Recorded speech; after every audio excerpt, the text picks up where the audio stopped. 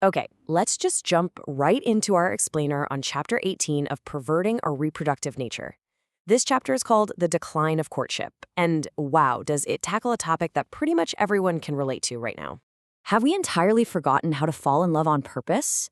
If you've ever felt like modern dating is just this exhausting, confusing maze, well, the author argues that you are absolutely not alone, and it's actually a symptom of a much deeper cultural shift. We're living through an era completely defined by the burnout of the talking stage. Instead of intentionally building a relationship, the book observes that today, we kind of just stumble around in the dark, right?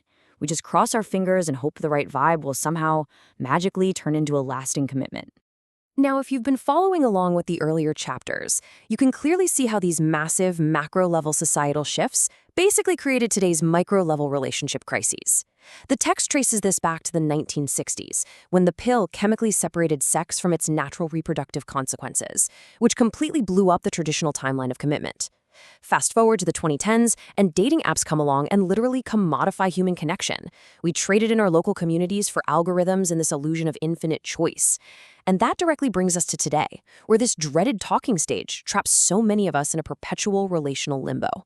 The author draws a really stark contrast here between how things used to be and where we are now. On one side, you have courtship, which the text beautifully describes as a deliberate dance. It had a slow cadence, rhythm, and clear rules. It actually went somewhere. On the other side, you have our modern default, the situationship. These are static, they're chaotic, and they're completely undefined. The author makes a compelling case that we've traded a structured, meaningful pursuit for the mere illusion of closeness, basically keeping things vague so we can avoid the actual cost of commitment. Here is where the book makes a really fascinating pivot. You know, modern culture often frames traditional courtship as this oppressive, outdated rulebook, but the author completely flips the script on that. They frame courtship instead as a set of ancient protections. Think of them as guardrails. These rituals were intentionally designed to guard our vulnerability and provide absolute clarity. They were there to make sure that the incredibly powerful, life-altering force of sexual attraction was handled with care, dignity, and a whole lot of respect. And those protections played out through very specific, deliberate rituals. We're talking about lost practices here.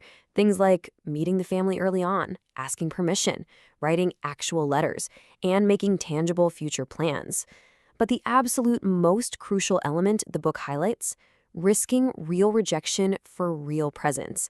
A guy didn't just fire off a casual late-night text. He had to step into a woman's life visibly and with purpose.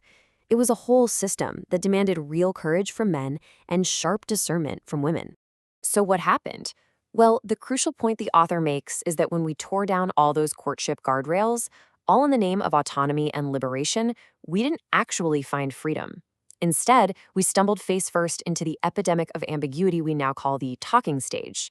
The text defines this as a relational limbo somewhere between friendship and dating. You've got all this heavy emotional investment, but zero official commitment or clarity. You're not single, but you're sure not taken either.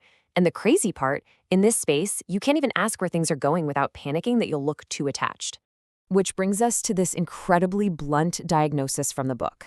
The author states plainly, the talking stage is not modern romance, it's modern avoidance. Ouch, right? But the author diagnoses this as a symptom of a much broader cultural fear of vulnerability. Because we are so terrified of being hurt or rejected, society basically encourages us to keep one foot out the door. We're taught never to want something too much. The text argues that the talking stage is just a giant defense mechanism. It lets us soak up the emotional perks of a partner while entirely dodging the sacrifice and responsibility of a real commitment. And you see this everywhere in our modern conversational priorities. It's become all about what's the vibe instead of what's the vision. The book argues that we've swapped out deep, directional questions for shallow, performative ones.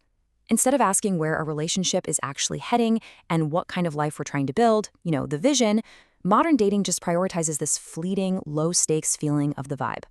By doing this, the author explains we are literally trading true intentionality for a cheap illusion. It's the aesthetic of intimacy, but without the actual foundation of trust. To pull us out of this crisis of ambiguity, the book calls for a radical return to pursuit. And I love this line, pursuit is not desperation, it's devotion. In today's dating market, showing too much interest or being clear about your intentions gets you mocked for trying too hard. But the author completely reframes pursuit here. It's presented as a courageous, honorable declaration that you are choosing someone. It's the willingness to take a risk for something real, rather than just playing it cool. And that is something the book insists we should honor, not mock. So how do we actually do this? The author lays out a clear 3-step path forward. Step 1, men need to lead with clear purpose and real character, not just charm. Step 2, women need to respond with careful discernment and wisdom, actively evaluating character instead of just passively waiting around. And step 3, which is absolutely crucial for everyone. Both parties have to be willing to ask the hard questions early on, purely out of self-respect. According to the text, this means we have to stop ghosting when things get hard and start communicating when things get real. Ultimately, this is where Chapter 18 really pushes the book's overarching thesis forward. It summarizes that true freedom isn't found in rejecting our biological and relational design. It's found in honoring it through covenantal love. The author reminds us that love is not some lottery ticket or a happy accident that just happens when the timing is perfect. Actually, it's a deliberate structure. It's something you build, protect, and care for over time. And abandoning that design hasn't liberated us at all. It's mostly just left us fragmented and isolated. As we wrap up this explainer, I want you to really sit with this final, provocative thought from the author. Are you going to settle for the static of situationships, or are you ready to fall in love on purpose? It's a real challenge. The author is pushing us to step out of that comfortable, risk-free zone of modern avoidance and asking if we're finally willing to take the ultimate risk, to be truly known and to fully commit to another person.